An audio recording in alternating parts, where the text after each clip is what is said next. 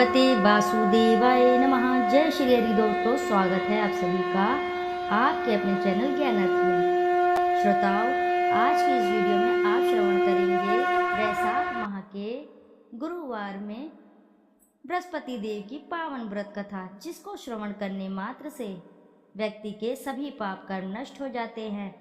जीवन में खुशहाली ही खुशहाली आती है। भगवान बृहस्पति देव की कृपा से दुख दारिद्रता का नाश होता है। जो भी साधक इस कथा को सच्ची श्रद्धा भाव से श्रवण करता है तो भगवान बृहस्पति देव उसकी सभी मनोरथ शीघ्र ही पूर्ण करते हैं। साथ ही ऐसे साधक को देते हैं अटल संपत्ति, अखंड सौभाग्य और तेजस्वी पुत्र का वरदान। जो भी स्त्री पुरुष इस कथा को सच्चे हृदय के साथ श्रवण करता है उसके जीवन से दुख दारिद्रता तो शीघ्र ही नाश होती है। इसी के साथ मरणोपरांत वैकुंठ धाम को प्राप्त होता है और मरणोपरांत मोक्ष की प्राप्ति होती है। इस कथा को सुनने मात्र से साधक को सभी पाप कर्मों से छुटकारा मिलता है।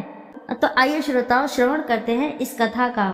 पर आपसे अनुरोध है कि इस कथा को बीच में ही ना छोड़िएगा, अन्यथा आप भगवान बृहस्पति देव और भगवान श्री हरि की कृपा से वंचित रह जाएंगे। तो आइए श्रोताओं, श्रवण करते हैं, रसपान करते हैं बृहस्पति देव की पावन व्रत कथा का, जो कि इस प्रकार है। बृहस्पतिवार के व्रत के पूजन से स्त्री पुरुष और बृहस्पति देव की अनुकंपा से धन संपत्ति का अपार लाभ होता है। परिवार में सुख तथा शांति रहती है। स्त्रियों के लिए बृहस्पतिवार का व्रत बहुत ही शुभ फल देने वाला है। बृहस्पतिवार की पूजा के पश्चात कथा सुनने का विशेष महत्व है। बृहस्पतिवार के व्रत करने और कथा सुनने से विद्या का बहुत लाभ होता है। बृहस्पतिवार का नियमित व्रत रखने वाली स्त्री की सभी मनोकामनाएं पूर्ण होती है। प्राचीन समय की बात है, एक बड़ा प्रतापी तथा दानी राजा था। वह प्रत्येक गुरुवार को व्रत रखता था एवं पूजा करता था। यह उसकी रानी को अच्छा ना लगता था। ना वह व्रत करती और ना ही किसी को एक पैसा में दान में देती थी। राजा को भी वह ऐसा करने से मना किया करती थी। एक समय की बात है कि राजा शिकार खेलने वन को चले गए। घर पर रानी और दासी थी। उस समय गुरु बृहस्पति साधु का रूप धारण करके राजा के दरवाजे पर भिक्षा मांगने आए। साधु ने रानी से भिक्षा मांगी तो वह कहने लगी, हे साधु महाराज, मैं इस दान को और पुण्य से तंग आ गई हूँ। कोई ऐसा आप उपाय बताएं जिससे यह सारा धन नष्ट हो जाए तथा मैं आराम से रह सकूं। साधु रूपी बृहस्पति देव ने कहा, हे देवी, तुम बड़ी विचित्र हो। संतान और धन से भी कोई दुखी होता है।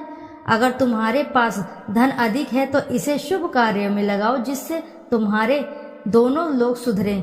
परंतु साधु की इन बात से रानी खुश नहीं हुई। उसने कहा, मुझे ऐसे धन की आवश्यकता नहीं जिसे मैं अन्य लोगों को दान दूं तथा जिसको संभालने में ही मेरा सारा समय नष्ट हो जाए। साधु ने कहा, यदि तुम्हारी ऐसी ही इच्छा है तो जैसा मैं तुम्हें बताता हूँ तुम वैसा ही करना। बृहस्पतिवार के दिन घर को गोबर से लीपना, अपने केशों को पीली मिट्टी से धोना, केशों को धोते समय स्नान करना, राजा से हजामत बनाने को कहना, भोजन में मांस मदिरा खाना, कपड़ा धोबी के यहाँ धुलने के डालना। इस प्रकार 7 बृहस्पतिवार करने से तुम्हारा सब धन नष्ट हो जाएगा। इतना कहकर साधु बने बृहस्पति देव अंतर्धान हो गए। साधु के कहे अनुसार करते हुए रानी को केवल 3 बृहस्पतिवार दिन ही बीते थे कि उसकी समस्त धन संपत्ति नष्ट हो गई। भोजन के लिए परिवार तरसने लगा। एक दिन राजा रानी से बोला, हे रानी, तुम यहीं रहो, मैं दूसरे देश को जाता हूँ क्योंकि यहाँ पर मुझे सभी जानते हैं, इसलिए मैं यहाँ पर कोई छोटा कार्य नहीं कर सकता। ऐसा कहकर राजा परदेश चला गया। वहाँ वह जंगल से लकड़ी काट कर लाता, शहर में बेचता। इस तरह वह अपना जीवन व्यतीत करने लगा। इधर राजा के बिना रानी और दासी दुखी रहने लगी। एक समय जब रानी और दासियों को 7 दिन बिना भोजन के रहना पड़ा तो रानी ने अपनी दासी से कहा, हे दासी, पास ही के नगर में मेरी बहन रहती है, वह बड़ी धनवान है, तू उसके पास जा और कुछ ले आ ताकि थोड़ा बहुत गुजर बसर हो जाए। दासी रानी की बहन के पास गई। उस दिन बृहस्पतिवार था। रानी की बहन उस समय बृहस्पतिवार की कथा सुन रही थी। दासी ने रानी की बहन को अपनी रानी का संदेश दिया, लेकिन रानी की बहन ने कोई उत्तर नहीं दिया। जब दासी को रानी की बहन से कोई उत्तर नहीं मिला तो वह बहुत ही दुखी हुई। उसे क्रोध भी आया। दासी ने वापस आकर रानी को सारी बात बता दी। सुनकर रानी ने अपने भाग्य को कोसा। उधर रानी की बहन ने सोचा कि मेरी बहन की दासी आई थी, परंतु मैं उससे नहीं बोली, इससे वह बहुत ही दुखी हुई होगी।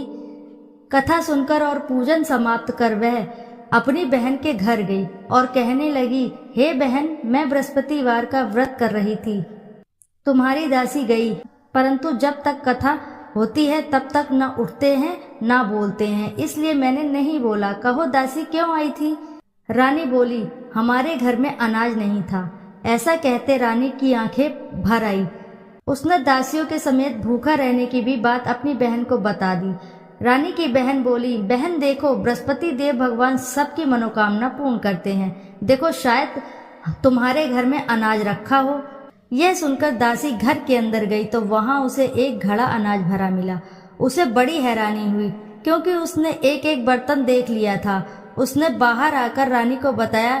दासी रानी से कहने लगी, हे रानी, जब हमको अन्न नहीं मिलता है तो हम व्रत ही तो करते हैं, इसलिए क्यों न इनसे व्रत और कथा की विधि पूछ ली जाए, हम भी व्रत किया करेंगे। दासी के कहने पर रानी ने अपनी बहन से बृहस्पतिवार के व्रत के बारे में पूछा। उसकी बहन ने बताया, बृहस्पतिवार के व्रत में चने की दाल और मुनक्का से विष्णु भगवान को केले की जड़ में पूजन करें तथा दीपक जलावें, पीला भोजन करें तथा कथा सुने।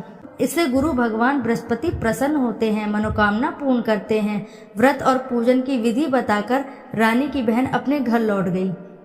रानी और दासी दोनों ने निश्चय किया कि बृहस्पति देव भगवान का पूजन जरूर करेंगे। 7 रोज बाद जब बृहस्पतिवार आया तो उन्होंने व्रत रखा। गुड़साल में जाकर चना और गुड़ बीन लाई तथा उसकी दाल से केले की जड़ तथा विष्णु भगवान का पूजन किया। अब पीला भोजन कहाँ से आए? दोनों बड़ी ही दुखी हुई, परंतु उन्होंने व्रत किया था, इसलिए बृहस्पति देव भगवान प्रसन्न थे। एक साधारण व्यक्ति के रूप में वे 2 थालों में सुंदर पीला फूल लेकर आए और दासी को देकर बोले, हे दासी, यह भोजन तुम्हारे लिए है, तुम्हारी रानी के लिए है, इसे तुम दोनों ग्रहण करना। दासी भोजन पाकर बहुत ही प्रसन्न हुई। उसने रानी को सारी बात बताई। उसके बाद वे प्रत्येक बृहस्पतिवार को गुरु भगवान का व्रत और पूजन करने लगी। बृहस्पति भगवान की कृपा से उनके पास फिर से धन हो गया, परंतु फिर रानी पहले की तरह आलस्य करने लगी। तब दासी बोली, देखो रानी, तुम पहले भी इस प्रकार का आलस्य करती थी। तुम्हें धन के रखने में कष्ट होता है, इस कारण सभी धन नष्ट हो गया। अब गुरु भगवान की कृपा से धन मिला है तो फिर भी तुम्हें आलस्य आ रहा है। बड़ी मुसीबतों के बाद हमने यह धन पाया है, इसलिए हमें दान पुण्य करना चाहिए। अब तुम भूखे मनुष्य को भोजन कराओ, प्याऊ लगवाओ, ब्राह्मणों को दान दो, कुआं, तालाब, बावड़ी आदि का निर्माण करवाओ, मंदिर पाठशाला बनवाकर ज्ञान दान दो, कुंवारी कन्याओं का विवाह करवाओ, अर्थात धन को शुभ कार्यों में खर्च करो, जिससे तुम्हारे कुल का यश बढ़े और स्वर्ग प्राप्त हो और पितृ प्रसन्न हो। दासी की यह बात सुनकर रानी शुभ कर्म में लग गई। उसका यश फैलने लगा। एक दिन रानी और दासी आपस में विचार करने लगी कि ना जाने राजा किस दशा में होंगे। उनकी कोई खोज खबर भी नहीं मिली। उन्होंने श्रद्धा पूर्वक गुरु बृहस्पति भगवान से प्रार्थना की कि राजा जहाँ भी हों शीघ्र वापस आ जाएं। उधर राजा परदेश में बहुत दुखी रहने लगा। वह प्रतिदिन जंगल से लकड़ी बीन कर लाता और उसे शहर में बेचकर अपने दुखी जीवन को बड़ी कठिनता से व्यतीत करता। एक दिन दुखी हो अपनी पुरानी बातों को याद करके वह रोने लगा और उदास हो गया। उसी समय राजा के पास बृहस्पति देव साधु के वेश में आकर बोले, हे लकड़हारे, तुम इस सुनसान जंगल में किस चिंता में बैठे हो, मुझे बतलाओ। यह सुन राजा के नेत्रों में जल भर आया। साधु की वंदना कर राजा ने अपनी संपूर्ण कहानी सुना दी। महात्मा दयालु होते हैं। वे राजा से बोले, हे राजा, तुम्हारी पत्नी ने बृहस्पति देव के प्रति अपराध किया था, जिसके कारण तुम्हारी यह दशा हुई। अब तुम किसी प्रकार की चिंता मत करो, भगवान तुम्हें पहले से अधिक धन देंगे। देखो, तुम्हारी पत्नी ने बृहस्पतिवार का व्रत प्रारंभ कर दिया है। अब तुम भी बृहस्पतिवार का व्रत करके चने की दाल व गुड़ जल के लोटे में डालकर केले का पूजन करो। फिर कथा कहो या सुनो, भगवान तुम्हारी सब मनोकामनाओं को पूर्ण करेंगे। साधु की इस बात को सुनकर राजा बोला, हे प्रभु, लकड़ी बेचकर तो इतना पैसा भी नहीं बचता जिससे भोजन करने के उपरांत कुछ बचा सकूं। मैंने रात्रि में अपनी रानी को व्याकुल देखा। मेरे पास कोई साधन नहीं है जिससे इसका समाचार जान सकूं। फिर मैं बृहस्पति देव की क्या कहानी कहूँ, यह भी मुझको मालूम नहीं। साधु ने कहा, हे राजा, मन में बृहस्पति भगवान के पूजन व्रत का निश्चित करो, वे स्वयं तुम्हारे लिए कोई राह बना देंगे। बृहस्पतिवार के दिन तुम रोजाना की तरह लकड़ियां लेकर शहर में जाना। तुम्हें रोज से दुगना धन प्राप्त होगा, जिससे तुम भली भांति भोजन कर लोगे तथा बृहस्पति देव की पूजा का सामान भी आ जाएगा। जो तुमने बृहस्पतिवार की कहानी के बारे में पूछा है वह इस प्रकार है। प्राचीन काल में एक बहुत ही निर्धन ब्राह्मण था। उसके पास कोई संतान नहीं थी। वह नित्य ही पूजा पाठ करता। उसकी स्त्री न स्नान करती और न ही किसी देवता का पूजन करती। इस कारण ब्राह्मण देवता बहुत दुखी रहते थे। भगवान की कृपा से ब्राह्मण के यहाँ एक कन्या उत्पन्न हुई। कन्या बड़ी होने लगी। प्रातः स्नान करके वह भगवान विष्णु का जप करती, बृहस्पतिवार का व्रत भी करने लगी। पूजा पाठ समाप्त कर वह पाठशाला जाती तो अपनी मुट्ठी में जौ भर कर ले जाती और पाठशाला जाने के मार्ग में डालती जाती। लौटते समय वह जौ स्वर्ण के हो जाते तो उनको बीन कर घर ले आती। एक दिन वह बालिका सूप में उन सोने के जौ को फटकार कर साफ कर रही थी कि तभी उसकी माँ ने देख लिया और कहा, हे बेटी, सोने की जौ को फटकने के लिए सोने का सूप भी तो होना चाहिए। दूसरे दिन गुरुवार था। कन्या ने व्रत रखा और बृहस्पति देव के सोने का सूप देने की प्रार्थना की। बृहस्पति देव ने उसकी प्रार्थना स्वीकार कर ली। रोजाना की तरह वह कन्या जौ फैलाती हुई पाठशाला चली गई। पाठशाला से लौटकर जब वह जौ बीन रही थी तब बृहस्पति देव की कृपा से उसे सोने का सूप मिला। उसे वह घर ले आई और उससे वह जौ साफ करने लगी, परंतु उसकी माँ का वही ढंग रहा।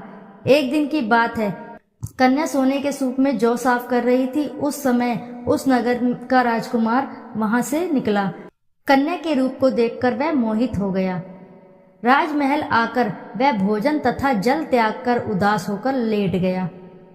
राजा को जब राजकुमार द्वारा अन्न जल त्यागने का समाचार ज्ञात हुआ तो अपने मंत्रियों के साथ वह अपने पुत्र के पास गया और कारण पूछा। राजकुमार ने राजा को उस लड़की का घर पता बताया। मंत्री उस लड़की के घर गया। मंत्री ने ब्राह्मण के समक्ष राजा की ओर से निवेदन किया। कुछ ही दिन बाद ब्राह्मण की कन्या का विवाह राजकुमार के साथ संपन्न हो गया। कन्या के घर से जाते ही ब्राह्मण के घर में पहले की भांति गरीबी का निवास हो गया। एक दिन दुखी होकर ब्राह्मण अपनी पुत्री से मिलने गए। बेटी ने पिता को अवस्थ अकोल देखा और अपनी माँ का समाचार पूछा। ब्राह्मण ने सभी हाल कह सुनाया। कन्या ने बहुत सा धन देकर अपने पिता को विदा कर दिया, लेकिन कुछ ही दिन बाद फिर वही हाल हो गया। ब्राह्मण फिर अपनी कन्या के पास गया और सभी हाल कहा तो पुत्री बोली, हे पिता, आप माताजी को यहाँ ले आओ, मैं उन्हें ये विधि बता दूंगी जिससे गरीबी दूर हो जाए। ब्राह्मण देवता अपनी स्त्री को साथ लेकर अपनी पुत्री के पास राजमहल पहुँचे तो पुत्री अपनी माँ को समझाने लगी, हे माँ, तुम प्रातः काल स्नान आदि करके विष्णु भगवान का पूजन करो, तब सब दरिद्रता दूर हो जाएगी। परंतु उसकी माँ ने उसकी एक भी बात ना मानी। वह प्रातः काल उठकर अपनी पुत्री का बचा जूठन खा लेती थी। एक दिन उसकी पुत्री को बहुत गुस्सा आया। उसने अपनी माँ को एक कोठरी में बंद कर दिया। प्रातः उसे स्नान आदि करा के पूजा पाठ करवाया तो उसकी माँ की बुद्धि ठीक हो गई। इसके बाद वह नियम से पूजा पाठ करने और प्रत्येक बृहस्पतिवार को व्रत रखने लगी। इस व्रत के प्रभाव से मृत्यु के बाद वह स्वर्ग को गई। वह ब्राह्मण भी सुखपूर्वक इस लोक का सुख भोग कर स्वर्ग को प्राप्त हुआ। इस तरह कहानी कहकर साधु देवता वहां से लोप हो गए। धीरे धीरे समय व्यतीत होने पर फिर बृहस्पतिवार का दिन आया। राजा जंगल से लकड़ी काटकर शहर में बेचने गया। उसे उस दिन और दिनों से अधिक धन मिला। राजा ने चने गुड़ आदि लाकर बृहस्पतिवार का व्रत किया उस दिन उसके सभी क्लेश दूर हुए। परंतु जब अगले दिन गुरुवार का दिन आया तब बृहस्पतिवार का व्रत करना भूल गया। इस कारण बृहस्पति भगवान नाराज हो गए। उस दिन उस नगर के राजा ने विशाल यज्ञ का आयोजन किया था। अपने समस्त राज्य में घोषणा करवा दी थी कि सभी मेरे यहाँ भोजन करके आएंगे, किसी के घर चूल्हा नहीं जलेगा। इस आज्ञा को जो नहीं मानेगा उसको फांसी दे दी जाएगी। राजा के अनुसार राज्य के सभी वासी भोज में सम्मिलित हुए, लेकिन लकड़हारा कुछ देर में पहुंचा, इसीलिए राजा उसको अपने साथ महल में ले गए। राजा लकड़हारे को भोजन करा रहे थे तो रानी की दृष्टि उस खूंटी पर पड़ी जिस पर उसका हार लटका हुआ था। उसे हार खूंटी पर लटका दिखाई ही नहीं दिया। रानी को निश्चय हो गया कि मेरा हार इस लकड़हारे ने चुरा लिया है। उसी समय सैनिक बुलवाकर उसको जेल में डलवा दिया। लकड़हारा जेल में विचार करने लगा कि न जाने कौन से पूर्ण जन्म के कर्म मुझे यह दुख प्राप्त हुआ। जंगल में मिले साधु को याद करने लगा। तत्काल बृहस्पति देव साधु के रूप में प्रकट हो गए और कहने लगे, अरे मूर्ख, तूने बृहस्पति देवता की कथा नहीं की, इसी कारण तुझे दुख प्राप्त हुआ। अब चिंता मत कर। बृहस्पतिवार के दिन जेल खाने के दरवाजे पर तुझे 4 पैसे जड़े मिलेंगे। उनसे तू बृहस्पति की पूजा करना तो तेरे सभी कष्ट दूर हो जाएंगे। अगले बृहस्पतिवार उसे जेल के द्वार पर 4 पैसे मिले। राजा ने पूजा का सामान मंगवाकर कथा कही और प्रसाद बांटा।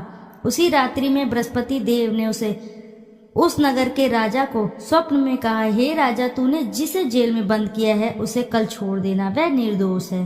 राजा प्रातःकाल उठा और खूंटी पर हार टंगा देखकर लकड़हारे को बुलाकर क्षमा मांगी तथा राजा के योग्य सुंदर वस्त्र और आभूषण भेंटकर उसे विदा किया। गुरुदेव की आज्ञा अनुसार राजा अपने नगर को चल दिया। राजा जब नगर के निकट पहुंचा तब उसे बड़ा ही आश्चर्य हुआ। नगर में पहले से अधिक बाग, तालाब और कुएं तथा बहुत सी धर्मशालाएं, मंदिर आदि बने हुए थे। राजा ने पूछा कि यह किसका बाग और धर्मशाला है? तब नगर के सब लोग कहने लगे कि ये सब रानी और दासी द्वारा बनवाए गए हैं। राजा को आश्चर्य हुआ और गुस्सा भी आया कि उसकी अनुपस्थिति में रानी के पास धन कहाँ से आया होगा। जब रानी ने यह खबर सुनी कि राजा आ रहे हैं तो उसने अपनी दासी से कहा, हे दासी, देख राजा हमको कितनी बुरी हालत में छोड़ गए थे। वह हमारी ऐसी हालत देखकर न लौट जाएं, इसलिए तू दरवाजे पर खड़ी हो जा। रानी की आज्ञा अनुसार दासी दरवाजे पर खड़ी हो गई और जब राजा आए तो उन्हें अपने साथ महल में ले गई। तब राजा ने क्रोध करके अपनी तलवार निकाली और पूछने लगा, बताओ यह धन तुम्हें कैसे प्राप्त हुआ? तब रानी ने सारी कथा सुनाई। राजा ने निश्चय किया कि मैं रोजाना दिन में 3-4 बार कथा कहूँगा और सुनूंगा तथा रोज व्रत किया करूँगा।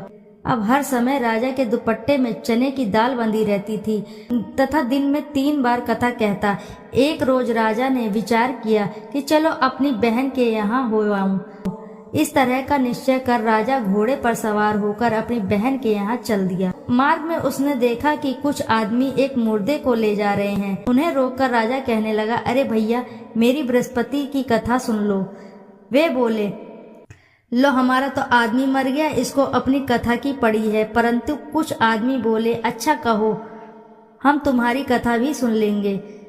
राजा ने दाल निकाली और कथा कहनी शुरू कर दी। जब कथा आधी हुई तो मुर्दा हिलने लगा और जब कथा समाप्त हुई तो राम राम करके वह मुर्दा खड़ा हो गया। राजा आगे बढ़ा। उसे चलते चलते शाम हो गई। आगे मार्ग में उसे एक किसान खेत में हल चलाता मिला। राजा ने उससे कथा सुनने का आग्रह किया, लेकिन वह नहीं माना। राजा आगे चल पड़ा। राजा के हटते ही बैल पछाड़ खाकर गिर गए तथा किसान के पेट में बहुत जोर से दर्द होने लगा। उसी समय किसान की पत्नी रोटी लेकर आई। उसने जब देखा तो अपने पुत्र से सब हाल पूछा। बेटे ने सभी हाल बताया। बुढ़िया दौड़ी दौड़ी उस घुड़सवार के पास गई और उससे बोली, मैं तेरी कथा सुनूंगी, तू अपनी कथा मेरे खेत पर ही चलकर कहना। राजा ने लौटकर बुढ़िया के खेत पर जाकर कथा कही, जिसके सुनते ही बैल खड़े हो गए तथा किसान के पेट का दर्द भी ठीक हो गया। राजा अपनी बहन के घर पहुंच गया। बहन ने भाई की खूब मेहमानी की। दूसरे रोज प्रातःकाल राजा जागा तो वह देखने लगा कि सब लोग भोजन कर रहे हैं। राजा ने अपनी बहन से जब पूछा, ऐसा कोई मनुष्य है जिसने भोजन नहीं किया हो, जो मेरी बृहस्पतिवार की कथा सुन ले? बहन बोली, हे भैया, यह देश ऐसा ही है। पहले यहाँ के लोग भोजन करते हैं, बाद में अन्य काम करते हैं। फिर वह एक कुम्हार के घर गई जिसका लड़का बहुत ही बीमार था। उसे मालूम हुआ कि उसके यहाँ 3 दिन से किसी ने भोजन नहीं किया है। रानी ने अपने भाई की कथा सुनने के लिए कुम्हार से कहा। वह तैयार हो गया। राजा ने जाकर बृहस्पतिवार की कथा कही, जिसको सुनकर उसका लड़का ठीक हो गया। अब तो रोज राजा की प्रशंसा होने लगी। एक दिन राजा ने अपनी बहन से कहा, हे बहन, मैं अब अपने घर जाऊंगा, तुम भी तैयार हो जाओ। राजा की बहन ने अपनी सास से अपने भाई के साथ जाने की आज्ञा मांगी। सास बोली, चली जाओ, परंतु अपने लड़के को मत ले जाना, क्योंकि तेरे भाई के कोई संतान नहीं होती। बहन ने अपने भाई से कहा कि हे भैया, मैं तो चलूंगी, परंतु कोई बालक नहीं जाएगा। अपनी बहन को भी छोड़कर दुखी मन से राजा अपने नगर को लौट आया। राजा ने अपनी रानी से सारी कथा बताई और बिना भोजन किए वह शैया पर लेट गया। रानी बोली, हे प्रभु, बृहस्पति देव ने हमें सब कुछ दिया है, वे हमें संतान भी अवश्य ही देंगे। उसी रात बृहस्पति देव ने राजा को स्वप्न में कहा, हे राजा, उठ, सभी सोच त्याग दे, तेरी रानी गर्भवती है।